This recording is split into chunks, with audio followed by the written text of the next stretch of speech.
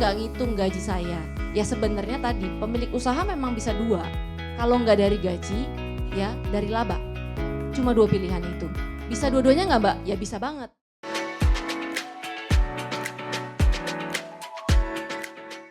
Bapak Ibu mungkin perkenalan sedikit, saya Yosepin, nanti mungkin boleh dipanggil Mbak Pipin. Jadi saya sekitar 15 tahun saya menjadi seorang konsultan keuangan. Dan banyak saya handle itu adalah keuangan personal, tapi banyak juga pelaku UMKM. Jadi sebenarnya hati saya agak terbagi ya Bapak Ibu ya, jadi buat keuangan personal dan keuangan UMKM. Judulnya membangun pondasi keuangan sehat untuk UMKM. Jadi sebenarnya kenapa kita perlu membangun keuangan yang sehat? Mungkin kayaknya Bapak Ibu kan, pengen saya bisnisnya tuh omsetnya membesar gitu loh Mbak, cepat besar, cepat gede gitu ya, cepat dapat pinjaman. Tapi kalau nggak sehat Bapak Ibu, saya juga banyak handle klien UMKM yang akhirnya justru nggak bisa bayar utang atau bangkrut gara-gara utang ya. Menurut saya kenapa saya bilang saya passionnya adalah ke UMKM karena UMKM itu udah 65 juta Bapak Ibu ya. Jadi UMKM itu penggerak ekonomi. Jadi kenapa saya selalu salut sama Bapak Ibu yang ada di sini ya. Saya juga pernah bikin usaha dan itu gak gampang gitu ya. Jadi kalau Bapak Ibu lihat di sini, Bapak Ibu tuh punya dampak cukup besar ya. Jadi 120 juta tenaga kerja itu dari UMKM ya. Produk domestik bruto kita juga 61% tuh sumbangsi dari UMKM. Jadi saya pengen Bapak Ibu terus semangat. Nah yang pertama tantangannya adalah arus kas gak stabil. Jadi ini masalah cash flow ya. Kalau flow-nya gak lancar Bapak Ibu ketar-ketir gitu ya. Atau aduh nih nanti tagihan bulan depan dibayar pakai apa. Ini nanti saya mau beli bahan baku uangnya belum sedia gitu ya. Jadi nanti kita belajar arus kas, saya berusaha juga jelasin dengan simpel supaya Bapak Ibu ngerti gitu ya. Jadi kehabisan modal. Nah jadi waktu ada untung Bapak Ibu juga perlu tahu manage untungnya nih gimana. Ya ada untung yang dibagi, ada untung yang ditahan ya. Supaya buat muter lagi ya. Yang kedua akses modal terbatas. Saya banyak juga ngelihat UMKM yang sebenarnya nih sehat nih. Kayak secara omset, secara profit itu bagus. Cuma kenapa akses kepada modalnya untuk ngembangin susah karena tadi yang diceritain Mas Yudi ya. Jadi karena rekeningnya nyampur semua sama pribadi. Jadi mau dikasih modal nih bingung, ini kok ada pengeluaran yang gak relate gitu ya. Nah yang ketiga minim literasi digital dan keuangan. Sekarang ini semua udah digital ya Bapak Ibu. Jadi mau gak mau Bapak Ibu perlu belajarin yang digital gitu ya. Apalagi ini buat jualan ya Bapak Ibu. Tapi memang semua digital itu membantu kita. Karena waktu semuanya kerekap digital kita akan lebih mudah. Sesimpel Bapak Ibu punya rekening usaha yang berbeda dengan rekening pribadi itu udah membantu banget ya. Nah yang selanjutnya adalah saya lihat masalah di utang. Jadi utang itu kita nggak sembarang, kalau udah punya usaha saya mau langsung ngajuin kredit usaha, ada waktunya Bapak Ibu ya. Sama lah, jadi pemberi pinjaman akan melihat Bapak Ibu siap nggak untuk diberi utang, sama milih utangnya ya. Jadi saya banyak lihat ada yang orang untuk usaha tapi pakai kartu kredit ya, atau pakai pinjol ya, atau pakai KTA ya. Jadi jangan Bapak Ibu ya, itu nggak sesuai dan Bapak Ibu jadinya malah kerja buat tadi pemberi pinjamannya gitu ya. Bapak Ibu jadi kerja keras tapi kok kayaknya uangnya nggak ngumpul-ngumpul ya Mbak gitu ya. Saya tuh kayak dokter keuangan, jadi waktu klien datang baik personal maupun bisnis yang saya cek tuh kesehatannya ya. Kayak Bapak Ibu nih yang udah berkeluarga, udah punya anak, Bapak Ibu udah nggak usah paksain kan anaknya tumbuh ya. Yang penting Bapak Ibu jaga anaknya sehat. Kalau udah sehat anaknya tumbuh ya. Jadi usaha itu kayak anak-anaknya Bapak Ibu juga kan ya.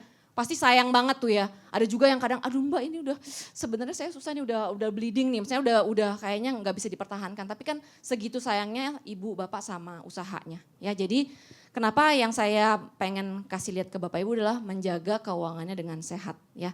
Jadi kalau keuangannya sehat pertama Bapak Ibu tahu usahanya itu untung atau rugi. Jadi saya tuh pernah tanya banyak pemilik usaha, Bu profitnya berapa atau labanya berapa? Berapa ya Mbak? Nah gitu. Ya, jadi sebenarnya ada 3 yang Bapak Ibu kalau ditanya, kalau pemilik usahanya tahu usahanya banget, terutama keuangannya bisa jawab pertama omset. Yang kedua kalau barang ya biasanya HPP ya, karena HPP menentukan laba kotor ya. Yang ketiga profit, bukan hanya amount ya, bukan hanya rupiahnya tapi persentasenya. Karena bisa aja omsetnya MM tapi ternyata persennya tuh sekitar 1%, 2% gitu ya. Nah itu pengaruh ya. Jadi kalau sudah sehat Bapak Ibu nanti menuju profit tadi ya, terus bisa sustain jalan. Ya kalau 3 bulan tutup kan nggak percuma ya Bapak Ibu ya. Jadi hanya 20% usaha yang melewati 5 tahun pertama. Dan sehat ya gitu. Ada juga yang udah 10 tahun tapi ternyata pas saya cek utangnya lebih besar daripada asetnya ya. Oke, dan selanjutnya yang saya paling senang, ini bukan iklan juga Bapak Ibu, tapi saya tahu BRI itu adalah bank yang sangat mensupport UMKM. Ya, jadi Bapak Ibu juga ibaratnya kalau pilih partner gitu yang tepat partnernya ya. Jadi untuk berkembang kita bisa pakai modal sendiri, bisa pakai pinjaman, bisa satu lagi yang disebut sekarang investor, pakai modal orang lain. Tapi saya pernah bikin usaha dan ketemu investor yang cocok juga nggak gampang ya Bapak Ibu ya. Jadi jangan serta-merta ada yang mau invest ke saya langsung happy. Karena waktu ada investor berarti Bapak Ibu menyerahkan sebagian kepemilikan. Ya, nah komponen dasar keuangan sebenarnya Bapak Ibu bikin simple aja. Jadi ada yang masuk, ada yang keluar. Ya, jadi kalau misalnya pemasukan itu Bapak Ibu tadi saya bilang pokoknya action plan-nya adalah punya tadi tabungan bisnis terpisah. Yang tadi kalau kita bilang misalnya saku bisnis. Itu langsung action plan kalau sekarang ini Bapak Ibu masih nyampur ya. Jadi udah langsung satu action plan yang bisa dilakuin adalah memisahkan. Karena semua yang masuk termasuk modalnya Bapak Ibu tuh ketara di situ. Misalnya masukin 10 juta gitu ya. Kalau udah 1 tahun jalan nggak ada tuh saldonya 10 juta berarti nggak menghasilkan keuntungan 10 juta bahkan gitu ya. Nah pengeluaran semua uang keluar yang terkait pengeluaran usaha ya Bapak Ibu ya. Tadi skincare nggak termasuk ya Bapak Ibu ya. Ya jangan ya. Terus jajan ke mall jangan. Jadi Bapak Ibu, nah itu action plan kedua. Hanya pemasukan yang relate ke bisnis yang dimasukin ke situ sama modal Bapak Ibu ya gitu. Nah yang pengeluaran hanya keuangan yang memang transaksi bisnis ya. Yang ketiga Bapak Ibu perlu, ini mau nggak mau ya, kalau Bapak Ibu nggak mau ngerjain berarti Bapak Ibu perlu punya admin. Tapi Bapak Ibu perlu tahu ya, apakah dari pemasukan dan pengeluaran itu selisihnya kalau plus berarti laba, kalau minus berarti rugi ya. Jadi ini penting Bapak Ibu gitu ya, makanya saya senangnya saya handle UMKM yang sekarang saya assist bulanan gitu ya.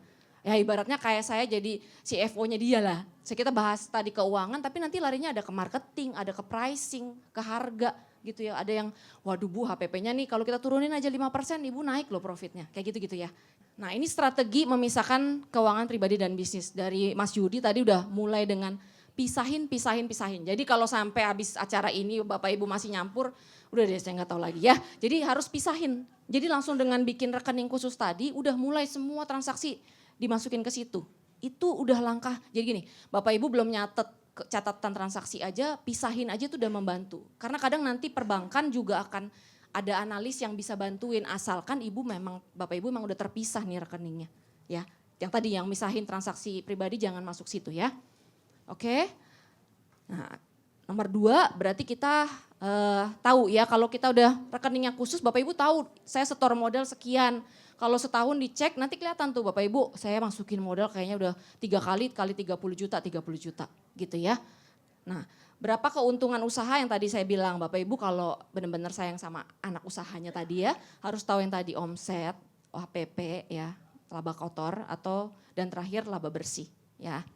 Oke, jadi seberapa sehat itu Bapak Ibu analisa setahun. Nanti kita lihat contoh-contohnya ya yang Bapak Ibu bisa lakuin. Oke, jadi langkah sederhananya tadi, baik lagi gunakan rekening terpisah.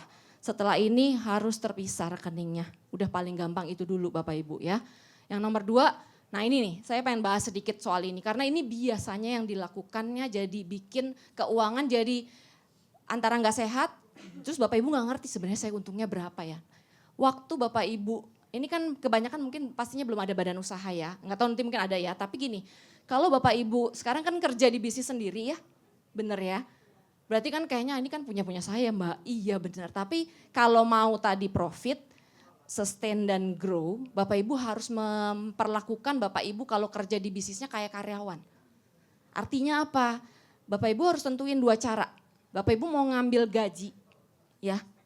Jadi ngambilnya jangan asal mau bayar pakai itu, bukan, jangan. Jadi Bapak Ibu coba lihat dari yang transaksi 3 bulan sebelumnya, Bapak Ibu tuh kurang lebih Bapak Ibu akan ngambil gaji berapa sih? Nah itu angkanya, misalnya contoh nih, kayaknya saya biasa dari usaha saya ngambil 10 juta misalnya ya. Nah Bapak Ibu tuh transfer, terserah Bapak Ibu mau tanggal 25 kayak orang gajian atau mau tanggal 1, itu ditransfer ke rekening pribadi. Ya itu udah Bapak Ibu udah kayak profesional tuh di usahanya, ngerti ya. Jadi waktu Bang lihat ini apa 10 juta ini gaji. Artinya apa? Kalau someday bukan Bapak Ibu yang ngerjain, Bapak Ibu tinggal gaji orang gitu ya. Ya, satu cara itu pakai gaji, yang kedua pakai dari laba. Jadi setelah Bapak Ibu rekap keuangan bulanan, anggap sampai tanggal 30 ya. Contoh labanya misalnya 30 juta gitu ya. Nah Bapak Ibu tentuin, nah ini yang saya juga sambil latihan ya Bapak Ibu, cuman pelan-pelan dicatat aja dulu, kalau belum ngerti nggak apa-apa catat aja dulu. Dari laba itu Bapak Ibu perlu tentuin, saya suka ajarin UMKM ya, bahwa ini perlu dari awal. Bapak Ibu mau ada laba ditahan buat modal berapa persen? Laba yang Bapak Ibu mau tarik berapa persen? Kalau susah misalnya bisa mulai dengan misalnya 40-60% atau 50-50. Konsisten, nangkep ya. Gitu. Jadi Bapak Ibu tuh kayak pemegang saham ya. Jadi Bapak Ibu ngambil dari laba gitu ya. Jadi antara dua, Bapak Ibu tentuin gaji angkanya tetap atau dari laba. Ya, dua-duanya boleh ya. Nah yang ketiga, catat tadi semua pengeluaran pribadi dan usaha secara terpisah. Dengan Bapak Ibu pisahin rekening aja itu udah cukup membantu. Tapi kalau dicatat baiknya saya bilang dicatat supaya nanti ada pos-posnya ya. Nanti saya kasih contohnya ya. Oke, nomor 4, hindari menggunakan uang usaha untuk keperluan pribadi. Nah, ini action plan-nya ada cukup banyak Bapak Ibu ya. Jadi yang tadi nggak oh ini mau bayaran uang anak sekolah, jangan dari situ. Itu dari yang tadi misalnya gajinya Bapak Ibu 10 juta ditransfer ke rekening pribadi, baru dari rekening pribadi ke misalnya bayar uang sekolah ya. Itu Bapak Ibu lagi mau bikin bisnisnya profesional, bener, sehat ya. Kayak ini cash flow harian dan pembukuan sederhana. Jadi Bapak Ibu nyatet, nanti saya bilang ya mungkin saya bilang sih kalau aplikasi nyatetnya susah, mendingan Bapak Ibu ada yang biasa pakai Excel kan ya. Ya bisa, atau sekarang ada namanya Google Sheet gitu ya. Ini sambil belajar teknologi juga. Jadi kalau Google Sheet Bapak Ibu bisa Bapak Ibu buka, nanti misalnya suami Bapak Ibu juga buka di mana aja ya. Nanti saya kasih tahu caranya tapi yang simple aja ya. Jadi catat uang masuk dan keluar setiap hari, gunakan Excel atau Google Sheet atau aplikasi. Ya, kalau yang mungkin yang muda-muda agak terbiasa nih ya. Jadi contoh format sederhananya kayak gini aja Bapak Ibu. Cukup tanggal, kategori ya. Keterangan, saya kalau ketemu pemilik usaha yang udah punya ini saya udah agak happy. Ya, saya dulu S1-nya IT, saya juga data analis ya. Jadi kalau udah ada data ini tuh saya enak ngebantu Bapak Ibu punya gambaran. Kalau nggak punya sama sekali saya bilang, wah nggak bisa deh Bu. Jadi mesti butuh waktu lagi, Bapak Ibu bikin adminnya 3 bulan baru kita analisa ya. Jadi Bapak Ibu bikin kategorinya sesuai bisnisnya Bapak Ibu nih ya. Pemasukan ya. Pemasukan kalau mau lebih detail bisa dianalisa pemasukan barang A, pemasukan barang B gitu. Nanti bisa namanya di pivot ya kalau dianalisa di Excel ya. Pembukuan sederhana, jadi saya senang kalau Bapak Ibu kan emang saya juga tahu ya Bapak Ibu udah pusing mikirin tadi ya, produksi, mikirin marketing. Cuman kalau Bapak Ibu nggak punya ini tuh kayak ibaratnya kalau kita mau ke satu tempat kita nggak tahu mapnya gitu. Kayak untung gak ya, udahlah ya gitu. Nyetirnya bisa nyampe bisa nggak nyampe nih gitu ya. Nah itu yang saya bilang kalau laporan keuangan ini kalau saya bilang buat panduan. Oh Bu kayaknya nih HPP-nya bulan ini kayaknya kegedean deh gitu ya. Atau bulan ini kayaknya marketingnya kurang sehingga yang masuk iklannya kurang banyak misalnya kayak gitu. Jadi ini laba rugi ya tadi ya, nanti saya kasih lihat di bentuk tabel. Jadi harus tahu tadi pendapatan dikurang pengeluaran, berapa profitnya. Dan persennya itu penting ya Bapak Ibu ya. Menilai apakah usahanya untung ya. Jadi Bapak Ibu selalu bisa jawab, bulan ini rugi nih, bulan ini untung. Untungnya sekian persen. Nah itu saya udah langsung, Bapak Ibu udah naik kelas tuh kalau kayak gitu. Ya jadi tahu angka bisnisnya gitu ya. Kemudian biaya mana? Ya, jadi kadang saya kalau lagi baca keuangan bisnis, saya kelihatan tuh biayanya tuh, wah ini sebenarnya biaya ini nih yang membengkak nih gitu ya. Kalau nggak ada data kita nggak bisa analisa gitu ya. Nah, oke, terus berapa laba? Ya tadi yang catat ya Bapak Ibu ya, kalau pakai labanya berapa yang dibagi yang buat Bapak Ibu, berapa yang ditahan. Ada bisnis belum apa-apa labanya udah ditarik semua. Habis itu bingung ya Bu ya. Nanti gimana nih muter modalnya? Akhirnya terus yang beridenya adalah habis itu minjem. Nah, kalau kita minjem belum sehat, akhirnya kita bingung sendiri, nggak muter tuh. Modalnya habis tapi habis itu nggak muter juga, karena labanya ditarik semua. Sama ibaratnya anak kan tiba-tiba langsung diambil semua, dia nggak bisa hidup gitu ya. Harus ada modal yang di awal ya. Jadi nggak perlu rumit, yang penting Bapak Ibu bisa tahu ini tuh untung apa rugi. Ya, oke ini udah saya next. Nah ini contoh laporan sederhana menurut saya karena nggak usah banyak-banyak kalau Bapak Ibu malah bingung gitu ya. Jadi kalau pendapatannya berapa, ini kalau kita anggap dulu banyakkan barang ya, karena agak sedikit jarang jasa ya. Jadi pakai pendapatan perlu ada, terus HPP.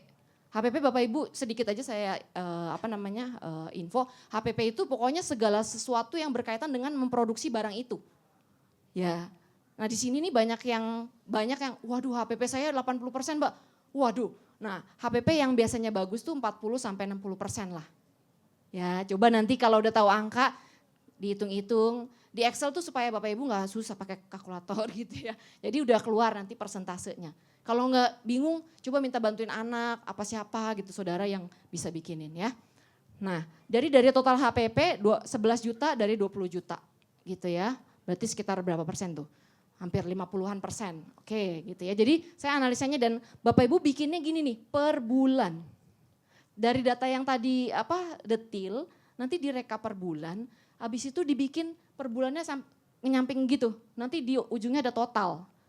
Ya. Jadi nanti Bapak Ibu, wah ternyata bisnis aku total omset setahun segini ya. HPP-nya tiap bulan naik turun segini gitu ya. Jadi lama-lama ngerti, oh nanti mana nih yang mau kita adjust kalau di bawahnya labanya supaya lebih tinggi. Contoh misalnya usaha ini di Agustus labanya 7 juta, di September labanya turun. Kira-kira karena apa ya gitu ya.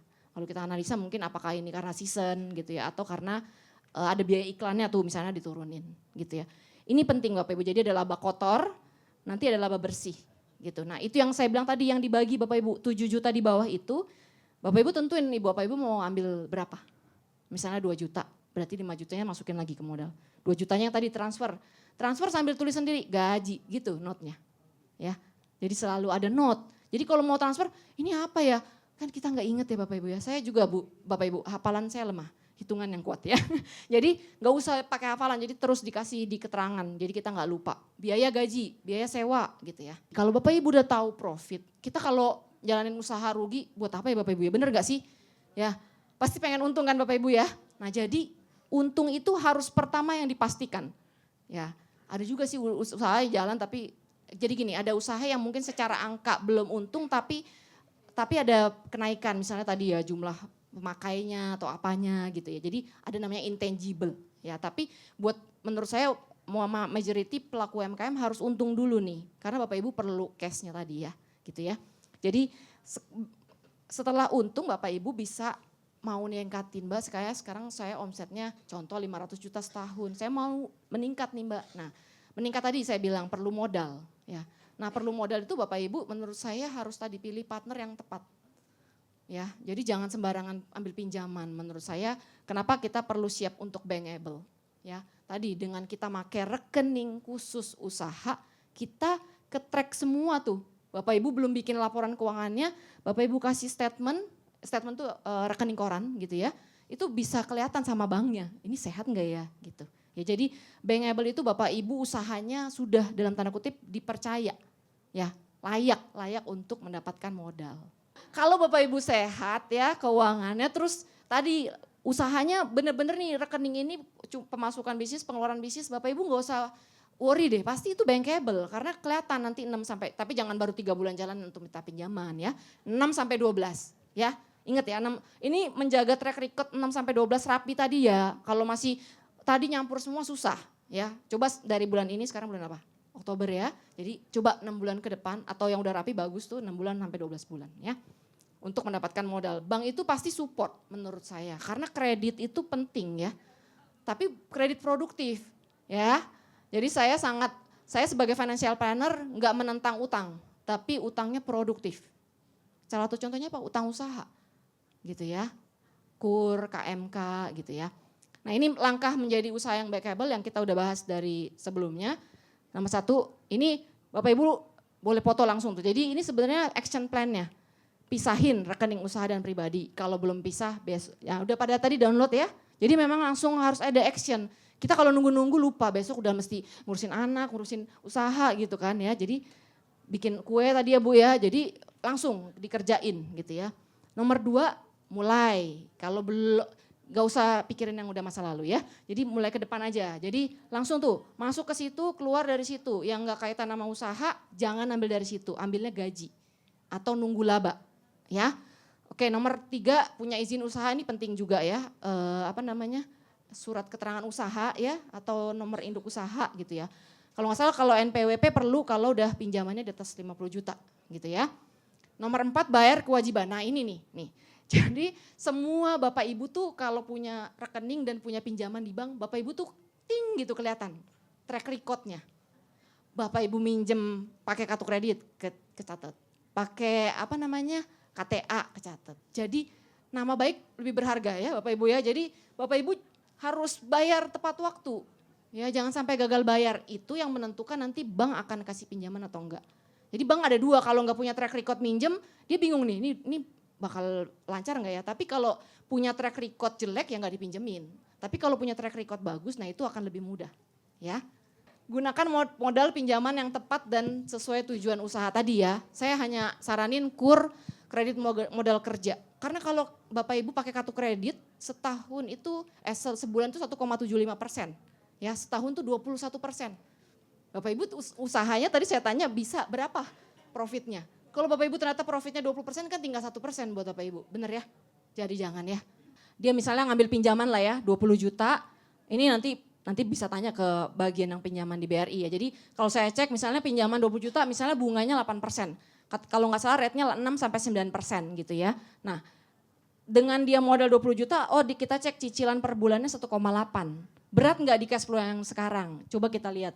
Nah lihat ya, jadi setelah ngambil pinjaman modal 20 juta, kan buat stok ya. Berarti kan penjualan naik ya, jangan kalau kita ngambil pinjaman tapi nggak ngaruh sama omset ya jangan dong. Berarti pinjamannya kita pakai, bukan buat usaha ya jangan ya. Jadi waktu ada pinjaman usaha, baik lagi modalnya jangan buat beli mobil. Bener ya? Ya sebenarnya boleh gak sih Mbak ya? Itu nanti kita bahasnya terpisah. Tapi maksud saya gini, kalau ngambil pinjaman harus dampak ke omsetnya bisnis. Kalau enggak, ini ngembangin bisnis apa gimana gitu. Makanya tadi saya bilang, keuangan pribadi sama bisnis terpisah. Kalau Bapak Ibu mau beli mobil, Bapak Ibu ngambilnya gajinya lebih gede. Tapi udah kuat belum usahanya diambil usaha laba segitu. Ya, nangkep ya? Nah ini jadi omsetnya naik, Bapak Ibu lihat labanya juga naik. Ya, jadi usaha itu akan kelihatan kalau dia sehat dia akan naik dampak semua gitu ya. Nah jadi setelah mendapat modal jangan langsung happy. Nah belum selesai bayar 1 udah nambah lagi, jangan. Ini dianalisa dulu. Setelah dapat 20 juta stok bertambah, omset naik, profitnya juga bertambah bukan hanya rupiahnya tapi persentase ya. Tadi dari 20% jadi 27%, bagus dong.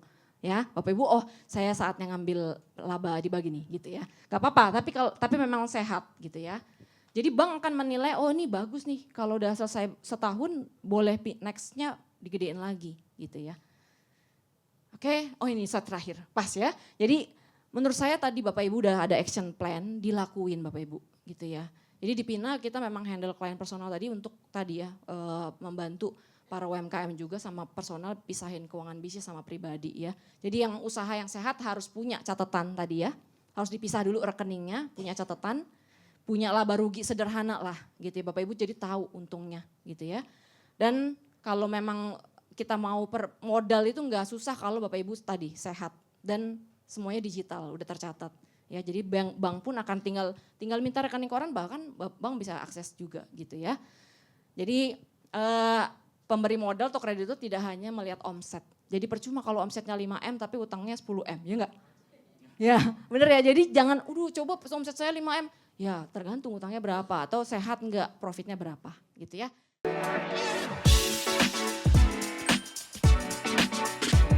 Rayakanlah